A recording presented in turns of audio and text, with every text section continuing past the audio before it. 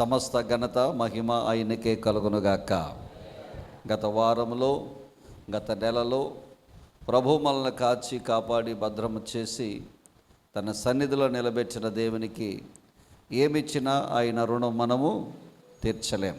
కాబట్టి ఈ సమయంలో దేవుడు మనకిచ్చిన ఈ గొప్ప అవకాశాన్ని బట్టి, దేవుడు మనకిచ్చిన గొప్ప భాగ్యమును బట్టి కొద్ది నిమిషాలు మరి దేవుని సన్నిధిలో దేవుని వాక్యమును మనము ధ్యానము చేద్దాం.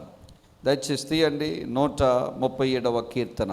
137వ కీర్తన 5వ వాక్యము 6వ వాక్యము అందరము కలిసి చదువుదాం. బిడ్డలారా, యెరూషలేమా, నేను నిన్ను మరచిన ఎడల నా కుడి చేయి తన నేర్పు మరచునుగాక. నేను నిన్ను జ్ఞాపకము చేసుకొనని ఎడల నా ముఖ్య సంతోషము కంటే నేను యెరూషలేమును హెచ్చుగా ఎంచని ఎడల నా నాలుక నా అంగిటికి అంచుకొనుగాక. యెరూషలేమును గురించి మాట్లాడుతున్నాడు. యెరూషలేమును గురించి మాట్లాడుతూ ఆయన చెప్తున్న మాట ఏమిటంటే, యెరూషలేమా, నేను నిన్ను మరచని ఎడల నా కుడి చెయ్యి ఏమవుద్దట, నేర్పును మరచునుగాక అంటాడు. మరొక మాట ఏమంటాడంటే, నా ముఖ్య సంతోషము కంటే నేను యెరూషలేమును హెచ్చుగా ఎంచని ఎడల నా నాలుక నా అంగిటికి అంటుకొనుగాక అని అంటాడు.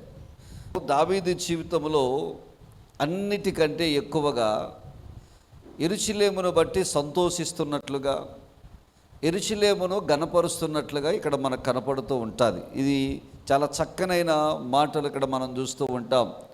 ఒకవేళ యెరూషలేమా, నేను నిన్ను మర్చిపోయాను అనుకోండి, నేను యుద్ధము చేస్తున్న చెయ్యి ఉంది చూశారు, ఈ యుద్ధము చేయి తన నేర్పును మర్చిపోవునుగాక అంటాడు. దావీదన్న మాటల్లో ఇహలోక సంబంధించిన సుఖ సంతోషాల కన్నా, భోగభాగ్యాల కన్నా, అధికారము కన్నా, వెండి బంగారాల కన్నా యెరూషలేము అంటే ఈ దావీదుకు మహాప్రాణం అండి. ఇశ్రాయేలుని దరిదాపుగా యోధా రాజులు 20 మంది, ఇశ్రాయేలు రాజులే 19 మంది, ఇలా 39 ప్లస్ వీళ్ళ ముగ్గురు 42 మంది రాజులు పరిపాలన చేశారు. ఈ 42 మంది రాజుల్లో మనం జాగ్రత్తగా చూసుకున్నట్లయితే యెరూషలేమును ఎవరైతే ప్రేమించారో ఆ రాజులను దేవుడు దీవించినట్లుగా, ఆ రాజులు అడిగినది దేవుడు అనుగ్రహించినట్లుగా, యెరూషలేమును ప్రేమించిన వారి జీవితాల్లో సమాధానం ఇచ్చినట్లుగా, యెరూషలేమును ప్రేమించినటువంటి రాజుల జీవితాల్లో స్వస్థత ఇచ్చినట్లుగా బైబిల్ గ్రంథంలో మనకు చాలా చోట్ల కనపడుతుంది. దేవుని బిడ్డలారా, ఈ 42 మంది రాజులందరికంటే ఈ యెరూషలేమును గురించి ఎక్కువగా ప్రేమించినటువంటి చక్రవర్తి, ఎక్కువగా ప్రేమించినటువంటి రాజు ఎవరంటే దావీదు మహారాజు. ఈ దావీదు మహారాజుని దేవుడు ఎంతగా ఎంచాడంటే, దేవుని బిడ్డలారా, మిగతా రాజులందరికీ ఆశీర్వాదం ఇచ్చాడు, స్వస్థత ఇచ్చాడు, దీవెన ఇచ్చాడు. కానీ ఈ దావీదు దగ్గరికి వచ్చేసరికి దావీదును దేవుడు ఎలాగూ దీవించాడంటే, రాజులందరికీ ఒక ప్రమాణముగా దేవుడు, ఒక కొలబద్దగా దేవుడు దావీదుని నిర్ణయించాడు. ఎందుకు నిర్ణయించాడంటే, యెరూషలేము అంటే దావీదుకి అంత ప్రేమ అంటండి. దేవుడికి స్తోత్రం కలుగునుగాక. దావీదు ఇంకొక చాలా బలమైన మాట ఇంకొకటి అంటాడు, అయ్యా, ఈ యెరూషలేమును కనుక నేను మర్చిపోతే, దీనిని కనుక నేను హెచ్చుగా హెచ్చించకపోతే నా నాలుక నా అంగిటిని ఏం చేయమంటున్నాడు, అంటుకొనుగా. ఏంటి దీని అర్థం ఏంటి? నాలికకు అంగిలి ఎప్పుడు అంటుకుంటుంది అని అంటే చాలా జాతకాలకు ఇచ్చండి. ఒకవేళ ఒక మనిషి కొన్ని నెలలు కనుక భోజనం చేయడం మానేస్తే, అంటే నోటి ద్వారా ఏ లిక్విడ్ కానీ ఏ ఆహారము కానీ తినకుండా అతను మానేస్తే, నోటి ద్వారా ఎలాంటి పదార్థం అయినా తినకుండా కనుక మానేస్తే, కొంతకాలానికి కొన్ని నెలల తరువాత ఈ నాలుక ఉందే, ఈ ఎల్లిది అంగిలికి అంటుకుపోద్దటండి. అంటే ముద్ద లోపలికి దిగదట, లోపలికి దిగకుండా అయిపోద్దటండి. ఇప్పుడు దావీదు ఏమంటున్నాడు, అయ్యా, యెరూషలేమును నేను హెచ్చుగా హెచ్చించకపోతే అసలు నా నోటిలోనికి ముద్ద దిగకుండా ఉండునుగాక అంటాడు. ఒకవేళ యెరూషలేమును గనుక నేను ప్రేమించకపోతే నా చేయి, నా కుడి చేయి తన నేర్పును మరచునుగాక అంటాడు. ఒక చోట అంటాడు, యెరూషలేమా నిన్ను ప్రేమించువారు వర్ధిల్లుదారు అని చెప్పబడుతుంది. అంటే యెరూషలేము గురించి మాట్లాడుతున్నప్పుడు దావీదు యొక్క హృదయము పొంగిపోద్దండి. దావీదు యొక్క హృదయము చాలా సంతోషిస్తుందండి. అయినా నేను యెరూషలేముకి వెళ్తున్నాను అని చెప్పినప్పుడు, ఆ యెరూషలేము ఎక్కుతున్నానని చెప్పినప్పుడు 122వ కీర్తన 1-2 వచనాలు అంటారు, జనులు నాతో యెరూషలేమునకు వెళ్ళుతున్నామని చెప్పినప్పుడు నా హృదయం ఎంతో ఎంతో సంతోషించిందని చెప్తాడు, హర్షించిందని చెప్తాడు. అంటే యెరూషలేము అంటే అంత ప్రేమ ఎవరికి? దావీదుకి. పాత నిబంధన కాలంలో ఉన్న యెరూషలేమును కొంతమంది భక్తులు దేనితో పోల్చారు? సంఘముతో పోల్చారు. ఇప్పుడు సంఘము యెరూషలేము అయితే ఇప్పుడు మన ప్రార్థన ఏమై ఉండాలి? మన ముఖ్య సంతోషం ఏమై ఉండాలి? మనం ఎక్కువగా దేన్ని ప్రేమించే వారమై ఉండాలి అని ఆలోచన చేస్తే, దేవుని సంఘమును ఎవరైతే హెచ్చుగా ప్రేమిస్తారో, ఇహలోకములో ఉన్న మన వ్యాపారము కన్నా, ఉద్యోగము కన్నా, కుటుంబము కన్నా, బంధువుల కన్నా, పిల్లల కన్నా, భార్యల కన్నా, భర్తల కన్నా, చుట్టాలు రక్త సంబంధుల కన్నా యేసయ్య బిడ్డగా మనమంట అతి ముఖ్యమైన సంతోషం మనం ఏమై ఉండాలంటే దేవుని సన్నిధి అయి ఉండాలి. దేవునికి స్తోత్రం కలుగునుగాక. హల్లెలూయా.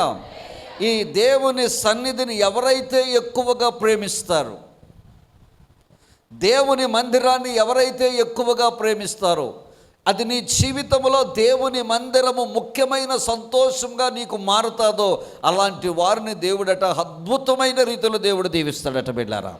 హల్లెలూయా. దేవునికి స్తోత్రం కలుగునుగాక. దావీదు యెరూషలేము గురించి పోరాడాడు. దావీదు యెరూషలేము గురించి పోరాడి ఆ యెరూషలేమును దక్కించుకున్నాడు. దావీదు దక్కించుకున్నప్పుడు దాని పేరు యెబూసు పట్టణం. దావీదే దాన్ని ఎలాగూ మార్చాడంటే యెరూషలేముగా మార్చాడు. ఆ పట్టణం అంటే ఆయనకి చాలా ప్రేమ. కానీ సంఘం ఉందే, దేవుని మందిరం ఉందే, ఈ దేవుని మందిరము గురించి ఒక ఆయన దావీదు వంశంలో నుంచి వచ్చిన వాడే ఒక ఆయన ఏం చేశాడంటే తన ప్రాణమును పణంగా పెట్టాడు. దేవుని బిడ్డలారా, అపోస్తుల కార్యం 20వ అధ్యాయం 28వ వచనం చదువునాను. దేవుడు తన స్వరక్తమిచ్చి సంపాదించిన సంఘం, ఎవరి రక్తం ఇచ్చి సంపాదించాడట? చెప్పాలి. ఎవరి రక్తం ఇచ్చి సంపాదించాడట? తన స్వరక్తం ఇచ్చి సంపాదించిన సంఘం కాయుటకు పరిశుద్ధాత్మ మిమ్మును దేనియందు అధ్యక్షులుగా ఉంచెను. ఆ యావత్తు మందను గూర్చియు మీ మట్టుకు మిమ్మును జాగ్రత్తగా ఉండడి. దేవునికి స్తోత్రం. సంఘము వినండి, సంఘము ఏ వ్యక్తిది కాదండి, సంఘము ఏ డినామినేషన్ది కాదండి, సంఘము ఏ ఆర్గనైజేషన్ది కాదండి. ఈ ప్రపంచంలో ఎన్ని సంఘాలైతే ఉన్నాయో, ఈ ప్రపంచంలో సార్వత్రిక సంఘం అనేది ఒకటి ఉందండి. ఈ సంఘం ఉందే, ఈ సంఘాలు ఉన్నాయే, ఏ మానవుడు దాని కొరకు రక్తము చిందించాల. ఈ సంఘమునకు ప్రాణము పెట్టిన వాడు, రక్తము చిందించిన వాడు నా ప్రభు అయిన యేసుక్రీస్తు వారు. పేతురు భక్తుడు అంటాడు, ఈ రక్తమంట అమూల్యమైన రక్తమట. అంటే అమూల్యమైన రక్తము చేత విమోచించబడిన సంఘము చాలా విలువైనది. అందుకే ఈ సంఘమును యేసు ప్రభు వారు విమోచించాడు కాబట్టే, తన రక్తముతో కొన్నాడు కాబట్టే సంఘమునకు ఆయన ఏమై ఉన్నాడట? శిరస్సు ఉన్నాడు. ఈ సంఘము ఏ ఒక్కరిదో కాదండి, ఈ సంఘము అందరిది. దేవునికి స్తోత్రం కలుగునుగాక. హల్లెలూయా. యేసయ్య రక్తములో కడగబడి రక్షించబడి మందిరములోకి వస్తున్న ప్రతి బిడ్డ కూడా యేసయ్య బిడ్డలమే. మనమందరము యేసునకు సంబంధించిన వారము, ఏదో డినామినేషన్కి ఆర్గనైజేషన్కి సంబంధించిన వారము కాము. దావీదు యెరూషలేమును ఎలాగైతే ప్రేమించాడో, ఏ బిడ్డ అయితే సంఘాన్ని ప్రేమిస్తాడో ఆ బిడ్డను, ఆ కుటుంబాన్ని ప్రభువు దీవిస్తాడు. హల్లెలూయా. మరి ఈ సంఘాన్ని మనం ప్రేమిస్తున్నామా? సంఘమును ప్రేమిస్తేనే కదా నిన్ను ఒక శిరస్సుగా దేవుడు మారుస్తాడు. అనేక మంది రాజులు ఉన్నారు బిడ్డలారా. ఆ రాజులందరికంటే దేవుడు హెచ్చుగా ఎవరిని ప్రేమించాడంటే దావీదునే ప్రేమించాడు. ఒక కొలబద్దగా దేవుడు రాజరికానికి ఏర్పాటు చేశాడు. ఇంకొక అద్భుతమైన విషయం చెప్పమంటారా? అసలు ఎవ్వరికీ లేని ధన్యత, ఏ రాజుకు లేని ధన్యత అబ్రహాముకి ఇచ్చాడు, తర్వాత దావీదుకి ఇచ్చాడు. అబ్రహామును ఒక మూలపురుషుడిగా చేశాడు, దావీదును ఒక మూలపురుషుడిగా చేశాడు. ఎందుకో చెప్పమంటారా? యెరూషలేమును ప్రేమించాడట దావీదు. సో యెరూషలేము అనేటువంటి సంఘాన్ని నీవు నేను ప్రేమించే వారంగా ఉండాలి. ఇంకో మాటలో చెప్పాలంటే, సంఘమును ప్రేమించి ఎవరైతే దాని కొరకు పని చేస్తారో, సంఘమును ప్రేమించి దాని కొరకు ఎవరైతే పాటుపడతారో, సంఘమును ప్రేమించి ఎవరైతే చేతులు చాపుతారో వారిని నా దేవుడు చాలా బహుగా దీవిస్తాడు. దీవించేది ఎవరు చెప్పండి? పాస్టర్ గారు కాదు, ప్రభువే దీవిస్తాడు. దేవునికి స్తోత్రం కలుగునుగాక. పౌలు భక్తుడు కొరింథీ పత్రికలో మంచి మాట అంటాడు. చూడద్దాం ఒకసారి. పౌలు భక్తుడు అంటాడు, సంఘం ఎవరిది అనుకుంటున్నారు? కొరింథీ సంఘంలో ఒకటి వచ్చింది. నేను పేతురు వాడిని అంటాడు ఒకడు. లేదు నేను అపోల్లో వాడిని అంటాడు. ఇంకొకటి అంటాడు, అబ్బే నేను అపోల్లో వాడిని కాదు, పేతురు వాడిని కాదు, నేను ఎవరు వాడిని? పౌలు వాడిని అంటాడు. ఇంకొక మాట మాట్లాడతాడు. ఈ గందరగోళం మధ్యలో కొరింథీయులకు రాసిన మొదటి పత్రిక 3వ అధ్యాయం 6వ వచనం, నేను నాటితిని, అపోల్లో నీళ్లు పోసాడు, వృద్ధి కలగజేసిన వాడు దేవుడే. దేవునికి స్తోత్రం చెప్పండి ఒకసారి. హల్లెలూయా. ఏమంటున్నాడు పౌలు ఇక్కడ? నేను నాటితిని. నీళ్లు పోసింది ఎవరు? అపోల్లో. కానీ వృద్ధి కలగజేసింది ఎవరు? దేవుడే. మళ్ళీ 3 మాటలు చెప్పండి. ఎవరు నాటారు? పౌలు నాటాడు. ఎవరు నీళ్లు పోశారు? అపోల్లో నీళ్లు పోశాడు. వృద్ధి కలగజేసిన వాడెవడు? దేవుడే. సంఘములో అపోల్లో వలె మనం ఏం పోయాలంటే నీళ్లు పోయాలి, నిప్పులు మాత్రం పోయకూడదు. మొక్కకు నీళ్ళు వేస్తే బతుకుద్దా, నిప్పులు వేస్తే బతుకుద్దా? ఏటో నాకు వినపడతలా. సంఘములో ఉన్న ప్రతి బిడ్డ నువ్వు దేవుని మందిరాన్ని ప్రేమిస్తే, యేసయ్య రక్తములో కడగబడిన మందిరాన్ని నువ్వు ప్రేమిస్తే కనుక, మనస్ఫూర్తిగా నువ్వు ప్రేమిస్తే కనుక, నిస్వార్థంగా ప్రేమిస్తే కనుక, కపటము లేకుండా నువ్వు ప్రేమిస్తే కనుక, నువ్వు నిప్పులు పోయివు, నీళ్ళే పోస్తావు. నీళ్లు పోసిన నిన్ను నా దేవుడు సంఘములో శిరస్సుగా నిలబెడతాడు, దీవిస్తాడు, ఆశీర్వదిస్తాడు, మేలుకరంగా నిలబెడతాడు. యేసయ్యకి మహిమ కలుగునుగాక. హల్లెలూయా. మనలో చాలామంది నీళ్లు పోయటం లేదు. ఏం పోస్తున్నాం మనం? నిప్పులు పోస్తున్నాం. వినండి, నా ప్రభు అన్నాడు, ఇది మీకు తెలియాలి, ఈ వాక్యం తెలియాలి. సంఘములో ఎవరైతే నిప్పులు పోస్తారో వాళ్ళ కుటుంబంలో కూడా దేవుడు నిప్పులే పోస్తాడు. ఎందుకో చెప్పమంటారా? వాక్యం ఏం చెప్తుంది చెప్పమంటారా? ఎవడైనాను దేవుని ఆలయము పాడు చేసిరి ఎడల నేను వాళ్ళని ఏం చేస్తానన్నాడు? ఆయన పాడు చేస్తానన్నాడు. అప్పుడు నువ్వు సంఘములో ఎవరి గురించి అయినా చెడ్డగా మాట్లాడావంటే నీ కుటుంబంలోకి అదే వస్తుంది. సంఘము గురించి చెడ్డగా మాట్లాడావంటే నీ కుటుంబం గురించి చెడ్డగా మాట్లాడడం మొదలు పెడతారు. నువ్వు ఏదైతే చేయడం, ఏదైతే సంఘములో నువ్వు పోయడం ప్రారంభించావో నీ కుటుంబంలో కూడా అయ్యే పోస్తాడు దేవుడు. నీళ్లు పోసావా, నీ కుటుంబంలో నా యేసయ్య నీళ్లు పోస్తాడు. నిప్పులు పోసావా, నీ కుటుంబంలో దేవుడు ఏం పోస్తాడు? నిప్పులే పోస్తాడు. బిడ్డారా, మీలో చాలామందికి అనొచ్చు, అయ్యగారు తెలిసి కూడా ఎందుకు వాళ్ళు గద్దెస్తలేదు, ఇది చేయట్లేదంటే, నేను ఇక్కడ గద్దెంచడానికి లేదు. గోధుమలు గురుగులు రెండు ఒకేసారి పెరుగుతాయి.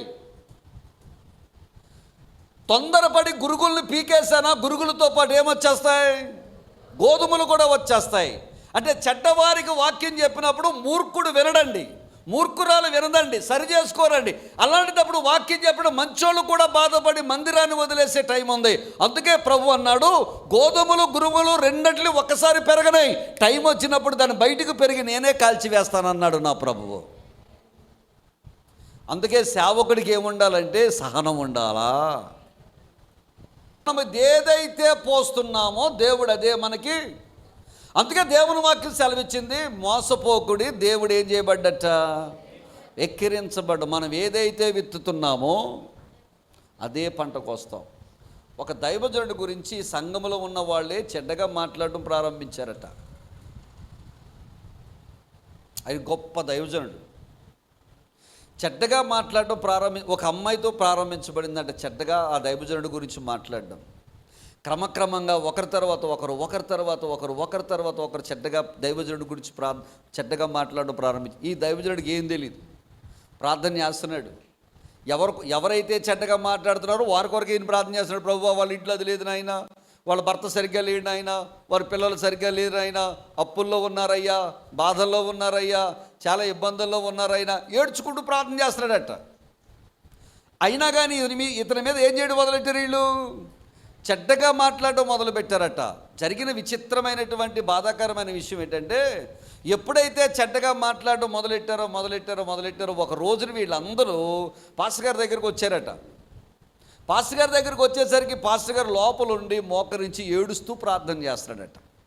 అయ్యా పలానా ఆమె పరిస్థితి బాగాలేదు ప్రభువా, నేను విన్నానయ్యా, ఆ బిడ్డను ప్రభువా, ఆ బిడ్డను కార్యం జరిగించు ప్రభుని ఏడుస్తూ ప్రార్థన చేస్తున్నా. ఆ ఏడుపు ప్రార్థన విన్న తల్లి అనుకుందట, చిచ్చి పాస్టర్ గారి గురించి ఎవరో తప్పుగా మాట్లాడితే నేను తప్పుగా అర్థం చేసుకున్నాను, ఇంత ఏడ్చి ప్రార్థన చేసే దైవజనుడు నా దైవజనుడు కాదని చెప్పి అక్కడి నుంచి జాగ్రత్తగా వెళ్ళిపోతుందట. వెళ్ళిపోతుంటే ఎవరి దగ్గర అయితే ఈవిడికి చెప్పిందో ఆవిడ దగ్గరికి వెళ్ళిందట. ఎవరి దగ్గరికి వెళ్ళి చెప్తే ఆవిడ అడిగిందట, ఏమమ్మా నీకు ఎవరు చెప్పారమ్మా పాస్టర్ గారు పలానావి అని నీకు ఎవరు చెప్పారమ్మా అని అడిగిందట. నాకు పలానావిడ చెప్పింది అన్నదట. నాకు పలానావిడ చెప్పింది అన్నట్ట. వీళ్ళు ఒక్కొక్కటి అడుక్కుని వస్తే ఆఖరికి వచ్చిన అమ్మాయి ఏమందంటే, పాస్టర్ గారు అలాంటోడు అనుకుని నేను ఊహించి చెప్పాను అందట. బాధాకరం విషయం చెప్పమంటారా, వాళ్ళు సన్నికడం మొదలుపెట్టిన కాడి నుంచి వాళ్ళ కుటుంబాలు ఏవి దీవెనకరంగా లేవట. ఒక్క కుటుంబం ఆశీర్వాదకరంగా లేదట. ఆ రోజున వాళ్ళు తేల్చుకొని పాస్టర్ గారు తెచ్చి, అయ్యా క్షమించు, ఎవరో చెప్పిన మాటలు ఇది ఖచ్చితం కాదని తెలుసుకుని మేము నీ మీద చాలా సనుక్కున్న మమ్మల్ని క్షమించమంటే, ఆ రోజు నుంచి క్షమాపణ పొందిన ఆ కుటుంబాలు దేవుళ్ళలో వర్ధిల్లడం ప్రారంభించాయట. రెండు చేతుల పైకి దేశాయి గట్టిగా స్తోత్రం చెబుతాం. నీ సంఘములో ఉన్న నీ బిడ్డల గురించి నీకు చేత కాలేదని చెప్పి నువ్వు తప్పుగా మాట్లాడతావా? నీ సంఘం యొక్క పరువు నువ్వే తీసుకుంటావా? నీ సేవకుని యొక్క పరువు నువ్వే తీస్తావా? నీ తోటి విశ్వాసి యొక్క పరువు నువ్వే తీస్తావా? నువ్వు చులకనగా మాట్లాడతావా? జాగ్రత్త సుమి, ఇది మన సంఘము కాదు, ఇది నా సంఘము కాదు, ఇది ఎవరి మందిరం అంటే యేసయ్య మందిరం. మనం సరైన వాళ్ళం అయితే ఎదుటోళ్ళ గురించి సరిగ్గానే మాట్లాడతాం. మనలో తప్పుడు ఆలోచనలు ఉంటే ఎదుటి వారి గురించి తప్పుడుగా మాట్లాడతాం. నీ కన్ను మంచిదైతే నీ చూపు కూడా, నీ కన్ను చెడినదైతే లోకమంతా ఎలా కనపడుతుంది? చెడిగా కనపడుతుంది. నా ప్రభువారు అన్నాడు, పరలోకం వెళ్ళకుండా కన్ను ఆటంకంగా ఉంటే కన్నును పీకేమన్నాడు. పరలోకం వెళ్ళకుండా కాలు ఆటంకంగా ఉంటే ఒక కాలు ఏం చేయమన్నాడు, ఆయన నరికేమన్నాడు. ఒక్క కన్నుతో పరలోకం వెళ్ళడమే బెటర్ నాయన, రెండు కాళ్ళు ఉండి నరకానికి పోయే కన్నా అన్నాడు ఆయన. రెండు కళ్ళుతో నరకానికి పోయే కన్నా ఒక్క కన్నుతో దేనికి వెళ్ళడం మంచిది? నేను ఒక మాట అంటాను, కన్ను తీసేసే బదులు, కాలు తీసేసే బదులు ఆటంకాన్ని తీసేసుకుంటే సరిపోతుందిగా. ఏమండి, మనల్ని ఏదైతే ఆటంకపరుస్తుందో ఆ ఆటంకాన్ని మనం ఏం చేయాలి? తీసేస్తే సరిపోద్ది కదా. కన్ను ఎందుకు తీసుకోవడం, కాలు ఎందుకు తీసుకోవడం? ప్రభా ఇది పరలోకానికి వెళ్ళడానికి ఆటంకంగా ఉందంటే దీన్నే నేను తీసేస్తాను ప్రభా అని ఆటంకాన్ని తీయాలి తప్ప కాలుని తీసుకోకూడదు. బైబిల్ చెప్తున్న మాట, సంఘానికి నీళ్లు పోసే బిడ్డలంగా మనం ఉండాలా. నీళ్లు నువ్వు పొయ్యాలంటే మందిరాన్ని నువ్వేం చేయాలి? ప్రేమించాలి. యేసయ్యను ఎవరైతే ప్రేమిస్తారో వారి జీవితం చాలా చక్కగా ఉంటుంది, వారి జీవితాలు మంచిగా ఉంటాయి. డబ్బును ప్రేమించేవారు, డబ్బు అవసరమేనండి, డబ్బు కాదు ముఖ్యం, ప్రభువు ముఖ్యం అండి. దేవునికి స్తోత్రం. నాటిందేమో పౌలు. ఏమండి అక్కుల గారు? నాటింది ఎవరండి? పౌలు గారు. నీళ్లు పోసింది ఎవరండి? అక్కుల గారా? అక్కుల అపోలోనా? మరి అక్కుల గారి పేరు చెప్తున్నాడు మీరు అందరూనే. బుద్ధి కలిగజేసినాడు ఎవడు? నీళ్లు పోసినా నిప్పులు పోసినా చేసేది ఎవడు? మధ్యలో మేమేమి అందుకే మనం ఏం చేయడం మొదలెట్టాలా? నిప్పులు పోయడం కాదు. అందరం గురించి చెడ్డగా మాట్లాడకూడదు. నీ తోటి విశ్వాసుల గురించి చెడ్డగా మాట్లాడకూడదు. సేవకుని గురించి చెడ్డగా మాట్లాడకూడదు. సేవకురాల గురించి చెడ్డగా మాట్లాడకూడదు. ప్రార్థనాపరుల గురించి చెడ్డగా మాట్లాడకూడదు. సంఘములో ఉన్న పెద్దల గురించి చెడ్డగా మాట్లాడకూడదు. పరిచర్య చేస్తున్న యవ్వనస్తుల గురించి చెడ్డగా మాట్లాడకూడదు. పాటలు పాడుతున్న యవ్వనస్తుల గురించి చెడ్డగా మాట్లాడకూడదు.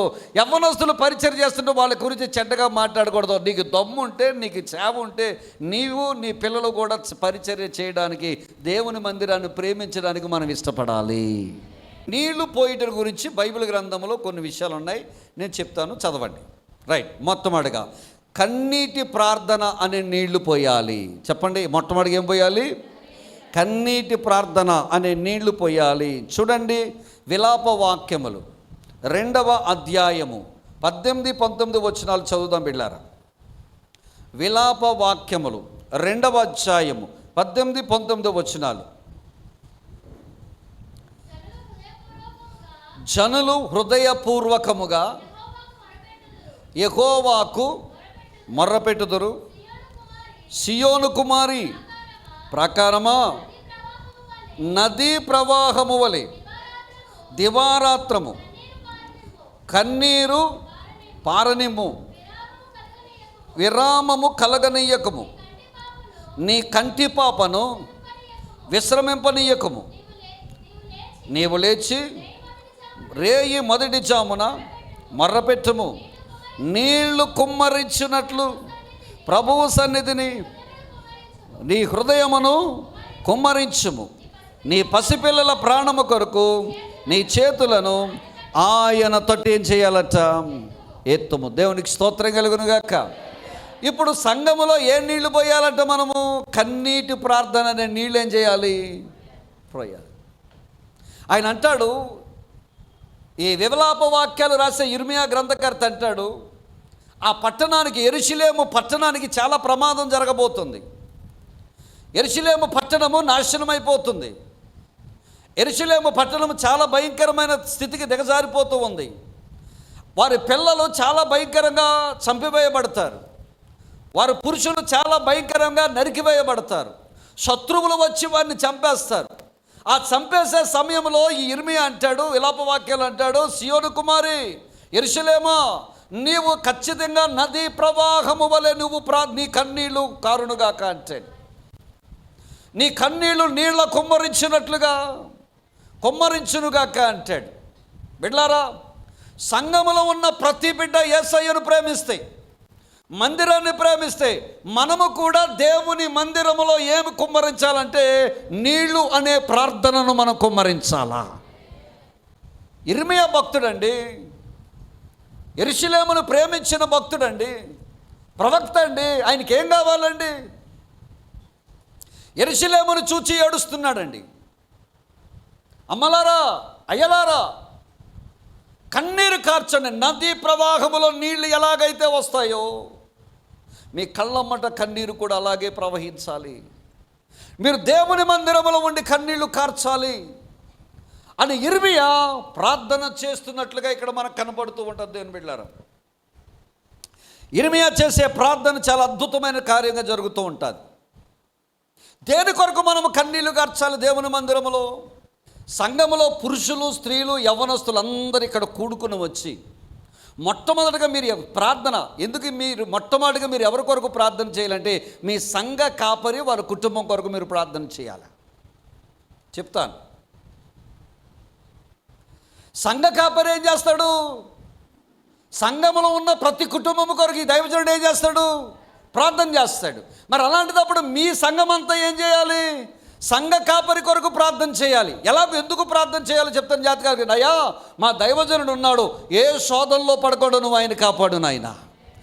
అనేక ప్రయాణాలకు వెళ్తున్నాడు, ప్రయాణాల్లో ఎలాంటి యాక్సిడెంట్ కానీ, ప్రయాణాల్లో ఎలాంటి అంతరాయాలు కానీ కలగకుండా మా దైవజనుడిని కాపాడండి అయ్యా. మా దైవజనుడిని మీరు అభిషేకించండి అయ్యా. మా దైవజనుడికి మీరు అభిషేకం ఇస్తే ఆదరణతో కూడిన మాటలు చెప్తాడయ్యా, ఆదరణతో కూడిన వాక్యం చెప్తాడయ్యా, మంచి బలమైన వాక్యం పెడతాడయ్యా, మంచి ధైర్యపరిచే వాక్యం చెప్తాడయ్యా, మమ్మల్ని అభిషేకంతో కూడిన వాక్యం చెప్తాడయ్యా.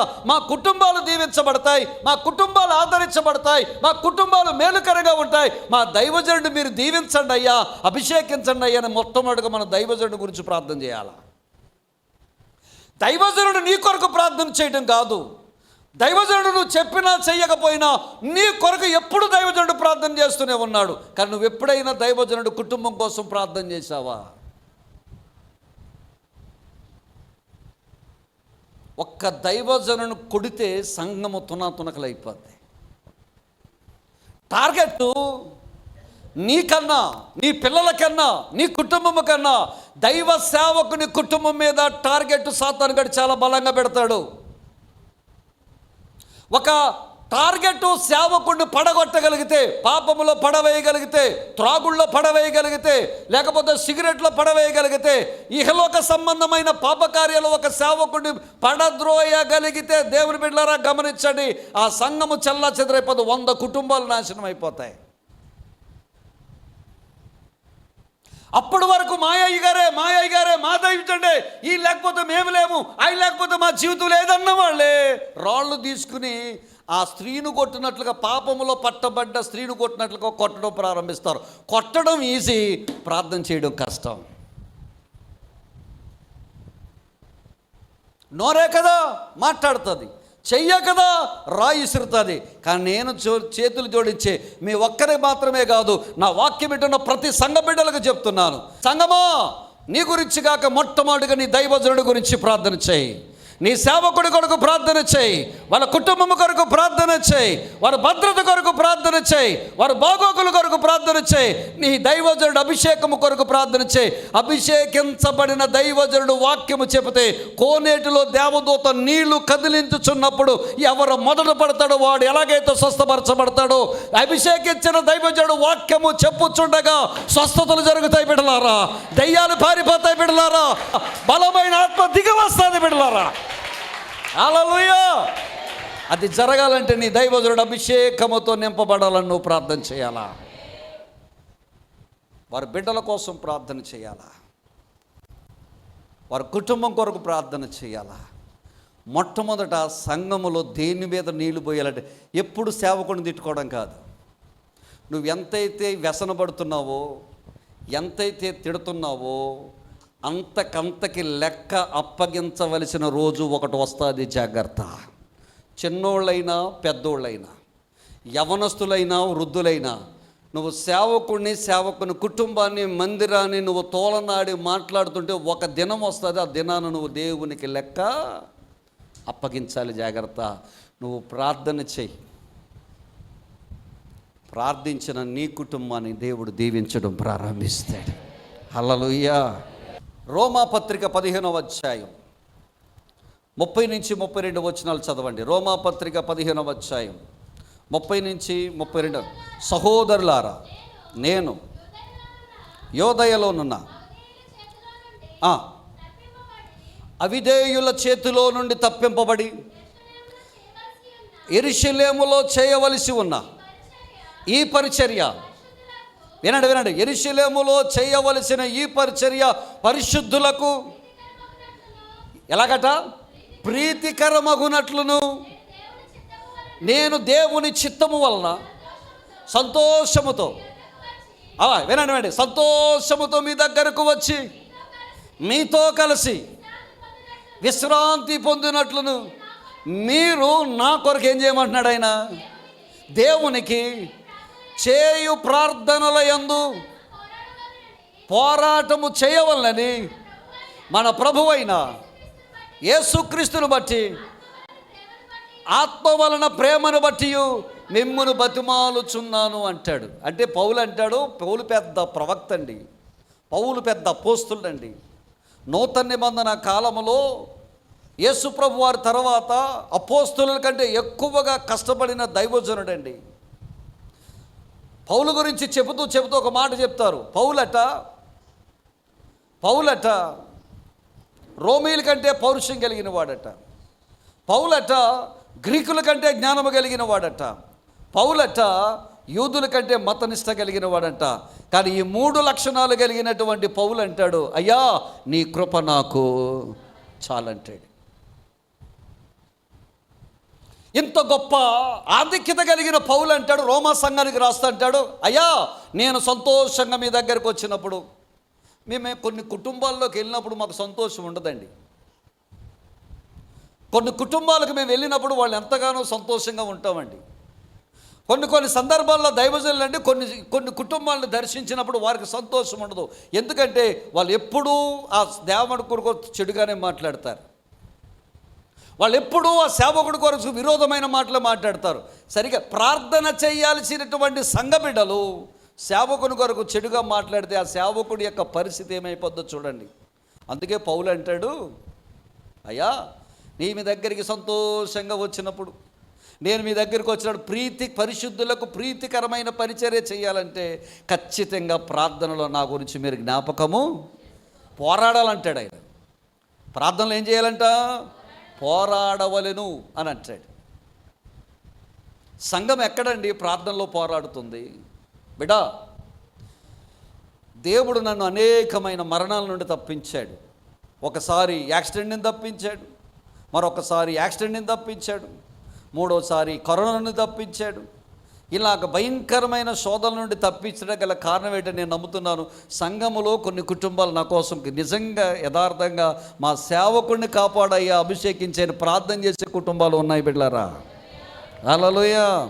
అది 1 అయినా 2 అయినా 3 అయినా కొన్ని కుటుంబాలు ఉన్నాయి. వాళ్ళ ప్రార్థనే నన్ను బలపరుస్తుంది. నా కొరకు ప్రార్థన చేసే కొంతమంది దైవ సేవకులు ఉన్నారు, వారి ప్రార్థనే నన్ను నిలబెడుతుంది. ముఖ్యంగా నా దేవుని కృపే నన్ను నిలబెడుతుంది. హల్లెలూయా. నన్ను, నా సతీ, మన పాస్టమ్ గారిని, మన పిల్లల్ని దేవుడు తన కాపాడుకుంటూ వస్తున్నాడు. సేవకుడు నీ కొరకు ప్రార్థన చేసినప్పుడు నీవు సేవకుని కొరకు ఏం చేయాలి? సేవకుడు నీ ఇంట్లో నీళ్లు పోసినప్పుడు, నీళ్ళు పోయాడంటే బిందులు తెచ్చిపోయడం కాదు. మళ్ళీ అలా అనుకున్నారు కాక, ఎప్పుడు తెచ్చారు పాస్టర్ గారు, మా ఇంట్లో ఎప్పుడు బిందుతో నీళ్ళు పోయలేదు కదా అని అనుకోకు. సేవకుడు నీ ఇంట్లోకి వచ్చి నీ కొరకు నీళ్ళు, అంటే ప్రార్థన అనే నీళ్లు పోసినప్పుడు సంఘములోకి వచ్చి నీవు సేవకుని కొరకు ప్రార్థన అనే నీళ్లు పోయాలా? చెప్పండి, 2 చేతులు పైకెత్తి. 1, ఎవరి కోసం పోయాలి నీళ్ళట? సేవకుని కొరకు నీళ్లు పోయాలి. 2వదిగా సంఘము యొక్క క్షేమము కొరకు నీళ్లు పోయాలా? సంఘములో ఉన్న మనం అందరూ ఇక్కడ ఉన్నామండి, ప్రతి ఒక్కరిని చేయి పైకెత్తమండి. ఏదో రోగమో, జబ్బో, మానసికమైన బాధో, అప్పులో, రుణాలో, వడ్డీలో, తలకాయ నొప్పో, కాలు నొప్పో, కిడ్నీ ప్రాబ్లమో, గర్భసంచి ప్రాబ్లమో, అనేక రకాలైన ప్రాబ్లమ్స్ ప్రతి ఒక్కరికి ఉన్నాయి. సమస్య లేని కుటుంబం ఒకటి కూడా లేదు. ఇక్కడ అందరూ సమస్యలతోనే బాధపడుతున్నాం. నువ్వు నిజంగా నీ ఇంటిలో సమస్య ఉన్నప్పుడు, నీ కుటుంబంలో సమస్య ఉన్నప్పుడు, నీ శరీరంలో సమస్య ఉన్నప్పుడు, మన ఇంటిలో బాధ ఉన్నప్పుడు మనం ఏం చేయాలో చెప్పంటారా? కుటుంబాలుగా దేవుని మందిరంలోకి వచ్చి ఇక్కడ నీళ్లు పోయడం ప్రారంభించాలా? యేసయ్యకి స్తోత్రం కలుగునుగాక. హల్లెలూయా. ఏం చేయడం ప్రారంభించాలా? ఇక్కడికి వచ్చి ఏం చేయాలా? నది వలె నీ కన్నీరు పారనివ్వాలా? దేవునికి స్తోత్రం కలుగునుగాక. చెప్పాలి గట్టిగా. ఏం చేయబడాలా? ఇక్కడికి వచ్చి మనం ఏం చేయాలా? ప్రార్థన చేయాలా? చూడండి, 2వ దినవృత్తాంతాల గ్రంథము తీయాలి. 2వ దినవృత్తాంతాల గ్రంథము 7వ అధ్యాయము 13, 14 వచనాలు చదవండి. వాన కురియకుండా నేను ఆకాశమును మూసివేసినప్పుడే, అంటే కరువు వచ్చినప్పుడే కానీ దేశమును నాశనము చేయుటకు, అంటే పంటంతా నాశనము చేసినప్పుడే కానీ నా జనుల మీదకి, అంటే వైరస్లు వచ్చినప్పుడే కానీ నా పేరు, వినండి మాట అందరూ చెప్పండి, నా పేరు పెట్టబడిన, అందరూ చెప్పాలి, నా పేరు పెట్టబడిన జనులు తమ్మును తాము తగ్గించుకొని చెడు మార్గములు విడిచిపెట్టి ఉపవాసం ఉండి ఆ సన్నిధిలో ప్రార్థన చేస్తే ఈ 3 రాకుండా దేవుడు కాపాడతాడట. ఏ 3 రాకుండా? కరోనా రాకుండా, వైరస్లు రాకుండా, తెగులు రాకుండా, ఇంకా ఆకాశం నుంచి వర్షము కురియకుండా, మిడతలు తినేయకుండా, తెగులు రాకుండా, వైరస్లు రాకుండా, మన కుటుంబాలను తాకకుండా కాపాడబడాలంటే మనం ఇక్కడికి వచ్చి తగ్గించుకొని ఉపవాసం ఉండి ఏం చేయాలంట? ప్రార్థన చేయాలి. ఇక్కడ కన్నీళ్లు పోయాలి, ఇక్కడ నీళ్లు పోయాలి. ఒకటి సేవకుని కొరకు నీళ్లు పోయాలి, ఇక్కడ నీ కుటుంబం కొరకు నీవు నీళ్లు పోయాలా? అర్థమవుతుందా సంగమా? నీకు నీవు నీళ్లు పోసుకోవాలి. మనం 1వ తారీఖున ప్రార్థన ప్రారంభించాం బిడ్డారా. అద్భుతంగా జరుగుతున్నాయి ప్రార్థనలు. హల్లెలూయా. నా ఆశ ఏంటంటే ప్రతి కుటుంబము, ప్రతి బిడ్డలు లోకములో నుంచి విడిపించబడాలి, రోగాల నుంచి విడిపించబడాలి, అప్పుల నుండి విడిపించబడాలి, బలహీనతల నుండి విడిపించబడాలి, చాలా భయంకరమైన శోధల నుండి విడిపించబడాలి. మన కుటుంబాలు క్షేమంగా ఉండాలి, నీ బిడ్డలు క్షేమంగా ఉండాలి, నీ భర్త క్షేమంగా ఉండాలి, నీ భార్య క్షేమంగా ఉండాలి. అన్నిటికీ మించి మీ కుటుంబం అంతా క్షేమంగా ఉండాలని ఇక్కడ ప్రార్థనలు ఏర్పాటు చేయడం జరిగింది బిడ్డలారా. సంఘమంతా ఏయో వంకలు తప్పించుకోవడానికి, మానేయడానికి ఏయో వంకలు చెప్పుకుంటున్నారు. చెప్పుకోండి, అది మీ ఇష్టం. కానీ కార్యము జరిగేటప్పుడు దేవుడు కూడా అయ్యే వంకలు నీకు చెప్తాడు. యథార్థంగా ఆ టైం వరకు నువ్వు ఉద్యోగంలో ఉంటే రాలేకపోతే, పనిలో ఉంటే రాలేకపోతే, ఓకే దేవునికి స్తోత్రం, నీ మంచి హృదయాన్ని ఏసై చూస్తాడు. కానీ ఇంటి దగ్గర ఖాళీగా ఉండి టీవీకి అతుక్కుపోయి, ఇంటి దగ్గర ఖాళీగా ఉండి సెల్ ఫోన్కి అతుక్కుపోయి, ఇంటి దగ్గర ఖాళీగా ఉండి ఏదో సొల్లు కబుర్లు చెప్పుకోవడానికి అతుక్కుపోయి కనుక నువ్వు ఉంటే కనుక, ఇదిగో సంఘక్షేమము జరిగేటు ప్రార్థనలో నీవు కూడా నీళ్లు పోయకపోతే మన కుటుంబానికి క్షేమం ఉండదు. నీకు క్షేమాన్ని తేదో చెప్తున్నారు.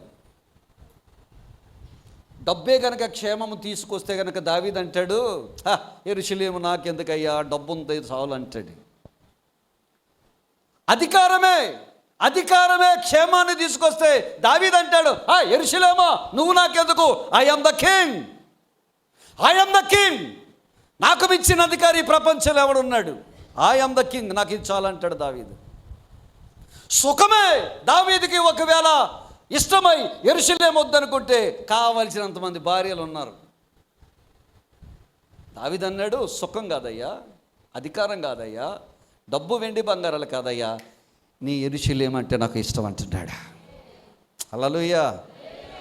యెరూషలేములో ప్రేమించడం వల్ల నీ సంఘానికి, నీ కుటుంబానికి దేవుడు క్షేమాన్ని ఇస్తాడా? హల్లెలూయా. ఎందుకు మనకి క్షేమం లేకుండా పోతుందంటే, కుటుంబముగా దేవుని మందిరములో మనము ప్రార్థన నీళ్లు పోయాలి, కన్నీటి ప్రార్థన అనే నీళ్లు పోయాలి. 3వది, ఇక దేనికోసం నీళ్లు పోయాలంటే, లోకములో చాలామంది రక్షించబడిన వారు చాలామంది ఉన్నారు, ఆత్మల్లో విడిపించబడిన వారు చాలామంది ఉన్నారు. బిడ్డలారా, మన కుటుంబాల్లోనే రక్షించబడిన వారు చాలామంది ఉన్నారు. నాకు చాలా బాధాకరమైన విషయం ఏంటి చెప్పమంటారా? చాలా బాధాకరమైన విషయం ఉంటారా? మన మన మన బంధువుల్లో, మన చుట్టాల్లో, మన రక్త సంబంధికులు వాడు కళ్ళ ముందు పాడైపోతూ ఉంటే మనకి ఏమాత్రం ప్రేమ లేకుండా ఉంది. ఇంకో విషయం నాకు అర్థమైంది, ఇక్కడికి వచ్చిన తర్వాత నాకు అర్థమైన విషయం ఏంటంటే, చెడ్డ పనులు చేసే వాళ్ళందరూ కూడా హీరోల్లా కనపడుతున్నాడు, ప్రార్థన చేసిన వాడేమో పనికిమాలోలా కనపడుతున్నాడు. చెడ్డ పనులు చేసే వాళ్ళందరూ హీరోల్లా కనపడుతున్నారు మన కంటికి, కానీ ప్రార్థన చేసేవాళ్ళు వీడికి లోకం అంటే తెలియదయ్యా, వీడు దేవుని మందిరంలో ఉంటాడయ్యా, ఆడు ఈ మధ్యలో డైలాగ్, ఆడు యేసుబాబు బిడ్డ అండి, ఏ బిడ్డ, యేసుబాబు బిడ్డ అండి అంటున్నాడు. ఎలకోలం చెప్తా యవనొస్తుడు, వాడికిలాగా కలిసి గంజాయి తాగటలా, వాడితో కలిసి సినిమాలకి షికారీలకు పోవట్లా, వాడితో కలిసి పనికిమాలి బ్లేడ్ బ్యాచ్కి వెళ్ళటలా, దేవుని మందిరంలో ఎదుగుతుంటే వాడు అంటాడు, బాబు వీడు యేసుబాబు బిడ్డ అండి, బాబు వీడు దేవుని బిడ్డ అండి అని ఎటకారం చేస్తున్నారు. ఈ యేసుబాబు బిడ్డే రేపు పొద్దున ఐపీఎస్ ఆఫీసర్ అయిపోతాడు, ఈ యేసుబాబు బిడ్డ రేపు పొద్దున ఐఏఎస్ ఆఫీసర్ అయిపోతాడు, ఈ యేసుబాబు బిడ్డ రేపు పొద్దున కలెక్టర్ అయిపోతాడు. నమ్ము, నా బిడ్డ ప్రయోజకుడు అవుతాడని నమ్ము, నీ బిడ్డలు దేవుడు ప్రయోజకుడిని చేస్తాడు, నమ్మునోళ్ళు చేస్తాడు. కానీ ఇంకో మాట చెప్పమంటారా, అద్భుతమైన మాట, నా యేసయ్యని నమ్మిన వాళ్ళు ఎవరిని నా యేసయ్య ఎప్పుడు మోసం చేయలా. మనుషులు చేశారు, నమ్మినోళ్ళు చేశారు. నా యేసయ్య ఎప్పుడు మోసం చేయాల. నమ్మితే గొప్ప కార్యాలు నా దేవుడు జరిగిస్తాడు. యేసయ్యకి స్తోత్రం. చెప్పండి, ఇప్పుడు మూడో బ్యాచ్ ఎవరి కోసం ప్రార్థన చేయాలి? ఆత్మల రక్షణ లేకుండా పనికిమాలోలుగా లోకంలో తిరుగుతున్న మన చుట్టాల్లో, మన బంధువుల్లో, మన ఇంటి పక్కన, మన చుట్టుపక్కల తిరుగుతున్న వారికి నువ్వు ఎప్పుడైనా సన్నిధిలోకి వచ్చి కన్నీరు గార్చి వాళ్ళ కొరకు ప్రార్థన చేసావా? వాళ్ళ కోసం నువ్వు నీళ్లు పోసావా? విమర్శిస్తున్నావు, మంచిదే. వాడు ఎలా తయారయ్యాడు, వాడు ఎలాగ అయిపోయాడు, వాడు బతికేలాగ అయిపోయింది, వీడు ఎలా చెడిపోయాడు అంటున్నావు, మంచిదే. ఎప్పుడైనా నీ కొడుకు కోసం, నీ కూతురు కోసం, నీ బిడ్డల కోసం, నీ రక్త సంబంధుల కోసం ఉపవాసం ఉండి ఇదిగో దేవుని మందిరంలోకి వచ్చి వాళ్ళ ఆత్మరక్షణార్థమై కన్నీళ్లు గార్చావా, నీళ్లు పోసావా?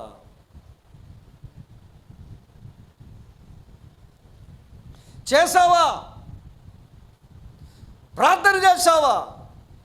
ఎంతోమంది యవనస్తులు మన కళ్ళ ముందు చెడిపోతున్నారు బిడ్డలారా. నీకు భారం అనిపించడంలా, నీకు బాధ అనిపించడంలా?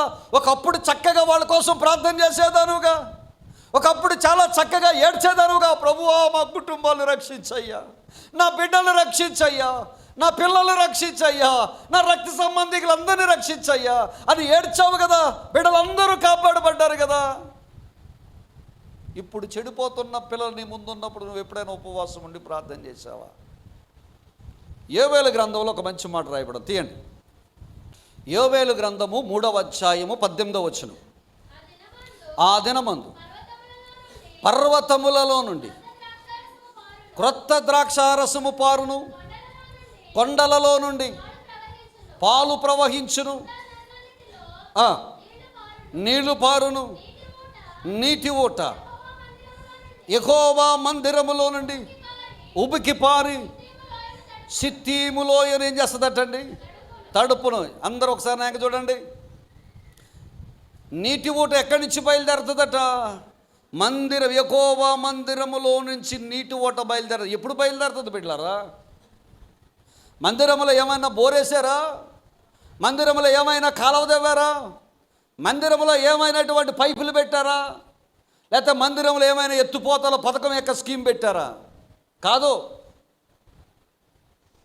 బిడ్డలారా. సంఘములో ఉన్న కుటుంబాలన్నీ కూడుకుని వచ్చి దేవుని మందిరములో గనక ఉపవాసం ఉండి కన్నీరు కార్చి నువ్వు ప్రార్థన చేస్తే, నీ ప్రార్థన అనే ఊట, ప్రార్థన అనే నీళ్లు పారుతూ పారుతూ పారుతూ ఎక్కడికి వెళ్తాయంటే సిత్తీము అనేటువంటి లోయలోకి వెళతాయట. సిత్తీము అనే లోయలో ఏమున్నాయి పాస్టర్ గారు అంటే తుమ్మ చెట్లు ఉన్నాయి బిడ్డలారా. సిత్తీము అనే లోయలో తుమ్మ చెట్లు ఉన్నాయి దేవుని బిడ్డలారా. ఏమిటి తుమ్మ చెట్లు? ముళ్ళు కలిగిన తుమ్మ చెట్లు చాలా బాధాకరమైనవి. తుమ్మ చెట్లకి ఎవడో నీళ్ళు పోయడు. కొబ్బరి చెట్టుకు పోస్తారు, వంకాయ చెట్టుకు పోస్తారు, టమాటా చెట్టుకు పోస్తారు, లేదా జామ చెట్టుకు పోస్తారు, సీతాఫల చెట్టుకు పోస్తారు. ఎవడు కూడా తుమ్మ చెట్లకు పని కట్టుకుని నీళ్ళు ఎవడు పోయడు. కానీ తుమ్మ చెట్లు దగ్గరికి వెళ్ళి తడిపేది ఒకటి ఉందంట, అది మందిరములో నుంచి బయలుదేరిన నీటి ఊట. యేసయ్యకు మహిమ కలుగునుగాక. హల్లెలూయా, హల్లెలూయా. తల్లిదండ్రుల భయభక్తులో పెరుగుతున్న బిడ్డల కొరకు నువ్వు కన్నీరు కార్చడం మామూలే. తల్లిదండ్రుల యొక్క సంరక్షణలో విధేయతలో పెరుగుతున్న బిడ్డల గురించి మనం జాగ్రత్త తీసుకోవడం మంచిదే. కానీ తల్లిదండ్రుల మాటకు అవిధేయులై, లోకానికి అవిధేయులై, సంఘ విద్రోహ శక్తులుగా, ఒక మర్డర్లు చేసేవాళ్ళుగా, ఒక మానభంగాలు చేసేవాళ్ళుగా, ఒక రేపులు చేసేవాళ్ళుగా, ఒక దొంగతనం చేసేవాళ్ళుగా, ఒక భయంకరమైనటువంటి విధానంలో బతుకుతున్న తుమ్మ చెట్లు లోకములో చాలా ఉన్నాయి. మన రాజమండ్రి పట్టణంలో అలాంటి తుమ్మ చెట్లు చాలా ఉన్నాయి. ఆ తుమ్మ చెట్లు తడపబడాలంటే మందిరములో నుంచి ఊట బయటదేరాలి, మందిరములో నుంచి ఊట బయలుదేరాలి. నీ కన్నీటి ప్రార్థన ఆ తుమ్మ చెట్లను తడుపొద్దు బిడ్డలారా. యేసయ్యకి స్తోత్రం చెప్పండి. తుమ్మ చెట్టు అనగా, ముళ్ళు కలిగిన తుమ్మ చెట్టు అనగా పాపికి సాదృశ్యం. ముళ్ళు కలిగిన భర్త, ముళ్ళు కలిగిన అంటే త్రాగుబోతుతనం అనేటువంటి ముళ్ళు కలిగిన భర్త తన ఇంటికి ముళ్ళు లాంటోడే. గయ్యాలి భార్య తన ఇంటికి చెప్పండి ముళ్ళు లాంటిదే. అవిధేయతగా జీవించేటువంటి పిల్లలు, తండ్రి మాటకి తల్లి మాటకి విధేయత చూపని కొడుకైనా కూతురైనా వీళ్ళ ఇంటికి ఎలాంటి వారట? ముళ్ళు లాంటి వారే. యవ్వన ప్రాయంలో పేకాటకి, పబ్జీ గేములకి, ఇలాంటి వ్యసనాలకి, గుండాటికి, పేకాటకి, ఈ దరిద్రాలకి అలవాటు పడిన యవ్వనస్తుడైనా భర్త అయినా ఇంటికి ముళ్ళు లాంటి వాడే. అలాంటి ముళ్ళు లాంటి భర్తలు, అలాంటి ముళ్ళు లాంటి కొడుకులు, అలాంటి ముళ్ళు లాంటి కూతుర్లు, అలాంటి ముళ్ళు లాంటి భార్యలు, అలాంటి వారిని ప్రార్థన అనే నీళ్లు వెళ్ళి వాళ్ళని తడపడం వల్ల వాళ్ళు మెత్తబడతారు, మారు మనసు పొందుతారు, పశ్చాత్తాపం పొందుతారు. అప్పుడు వాక్యం అనే ఖడ్గము గొడ్డలు తీసుకుని వారిని నరకాలి, వాక్యముతో చెక్కాలి. ఆ మందసము, ఆ తుమ్మ చెట్టును దేవుని మందిరంలోకి తీసుకురావాలా? దేవుని మందిరంలో దేవుని బిడ్డలారా, బలిపీఠము తుమ్మకర్రతోనే ఇత్తడితోనే చేయబడింది. సముఖపు రొట్టెల బల్ల తుమ్మకర్రతోనూ బంగారంతోనూ చేయబడింది. ధూపవేదిక తుమ్మకర్రతోనూ బంగారంతోనూ చేయబడింది. సర్వలోకనాథునకు దేవుని మందసం తుమ్మకర్రతోని బంగారంతోని చేయబడింది. ఎప్పుడైతే నువ్వు ప్రార్థన చేస్తావో వాడు పశ్చాత్తాపపడతాడో, వాడు మారు మనసు పొందుతాడో, వాళ్ళ హృదయాన్ని మార్చుకుంటారో, చెడు మార్గాలు వదిలిపెడతారో, తప్పుడు మార్గాలు వదిలిపెడతారో, మంచి మనసులుగా దేవుని మందిరంలోకి వస్తారు. వచ్చిన తర్వాత వాళ్ళు ఎలాగో మారిపోతారో తెలిసినా, యేసయ్య కొరకు సమర్పించుకునే బలిపీఠలుగా కొంతమంది మారిపోతారు. యేసుకు స్తోత్రం కలుగునుగాక. వాక్యమును దానించే సముఖపు రొట్టెల వల్లగా కొంతమంది మారిపోతారు. ప్రార్థించే ధూపవేదికలుగా కొంతమంది మారిపోతారు. కొంతమంది యేసయ్య సేవ చేసే సేవకులుగా కొంతమంది మారిపోతారు. ఆమేన్. యేసయ్యకు మహిమ కలుగునుగాక. హల్లెలూయా. ఇది జరగాలంటే మందిరములోంచి ఊట బయలుదేరాలా? అంటే మన కన్నీటి ప్రార్థన. బిడ్డ, నీ ఇంట్లో చాలామంది ఉన్నారు కదా, మన కుటుంబంలో చాలామంది ఉన్నారు కదా, యేసయ్యను ప్రేమించిన వాళ్ళు, ప్రభువును ప్రేమించిన వారు. మరి కుటుంబముగా నువ్వు దేవుని మందిరంలోకి వచ్చి ప్రార్థన చేస్తే ఈ కన్నీటి ఓట వెళ్ళి సిత్తీములో ఎన్ను తడుపొద్ది.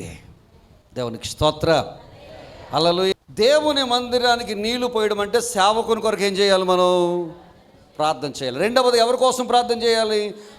సంఘములో ఉన్న క్షేమము, కుటుంబాల కోసం మనం ఏం చేయాలి? ప్రార్థన. మూడవది, నశించిపోతున్న ఆత్మల కొరకు మనం ఏం చేయాలి? ప్రార్థన చేయాలి. అద్భుతమైనటువంటి ఒక స్టోరీ మీకు చెప్తాను. ఒక తల్లి, ఆమె పేరు మోనిక. కొడుకు పుట్టింది మొదలు తన కుమారుడు కోసం ప్రార్థన చేస్తుంది. అయ్యా, నా కొడుకు ప్రవక్త అయినా కావాలి, లేదా గొప్ప ఉద్యోగస్తుడైనా కావాలని ప్రార్థన చేసేది. ఆ తల్లి పేరు మోనిక. ప్రార్థన చేస్తుండగా బిడ్డలారా, కొంతకాలానికి ఏమైందో చెప్పమంటారా? కుర్రాడు యవ్వన ప్రాయంలోకి వచ్చాడు. యవ్వన ప్రాయంలోకి వచ్చిన దొరికిన ప్రతి అమ్మాయిని వాడు ప్రేమించడం, మోసం చేయడం, పోవడం. ఇక ఆఖరికి ఏమైపోయిందంటే, వీధిలో ఉన్న అమ్మాయిలు అందరూ తలుపేసుకునేవారు. ఒరే బాబు, పలానోడు వస్తున్నాడు రా బాబు, వాడు వచ్చాడు, మా అమ్మాయి కన్ను ఆడి మీద పడిందంటే మా అమ్మాయి పని ఏమైపోయినట్టు? పోయినట్టే, పాడైపోయినట్టే అని చెప్పి ఆ కుర్రోడు వీధి అంటూ వస్తుంటే వీధిలో అతను ఏం చేసేవారంటే తలుపులు మూసుకునేవారు. అంత భయంకరమైనటువంటి వ్యక్తి. అయినా తల్లి ప్రార్థన మానలా. అయ్యా, నువ్వు వాగ్దానం ఇచ్చిన దేవుడవు కదయ్యా. కన్నీరు కార్చి తన బిడ్డ కోసం ఏడుస్తూ ప్రార్థన చేసింది. ప్రార్థన చేయించుండగా తల్లి చేసిన ప్రార్థన వల్ల ఒక రోజున ఆయన ఒక పార్కులో బెంచ్ మీద కూర్చున్నాడు. ఒక కాగితం మొక్క ఎగురొచ్చింది. ఆ ఎగురొచ్చిన కాగితం మొక్క మీద రోమపత్రిక 13వ అధ్యాయం 13వ వచనం రాయబడి ఉంది. అది చదివాడు, మారు మనసు పొందాడు. తర్వాత అతను గొప్ప దైవ సేవకుడిగా మారిపోయాడు. అతని పేరే సెయింట్ అగస్టిన్ అని చెప్పబడుతుంది. బిడ్డ, దేవునికి స్తోత్రం. అతడు రోమన్ క్యాథలిక్ సంఘంలో గొప్ప పెనుమార్పులు, సంస్కరణలు తీసుకొచ్చిన మహాభక్తుడు. దేవుడు మార్చాడు. ఇది గల కారణం ఏంటో చెప్పమంటారా? అతడు అలాగూ మారడానికి గల కారణం ఏంటో చెప్పమంటారా? తల్లి ఇంటిలో నుంచి ప్రారంభమైన కన్నీటి ఓట.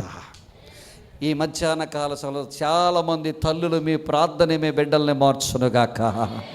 చాలామంది భార్యలు మీ భర్తలను దేవుడు నీ కన్నీటితో మార్చునుగాక.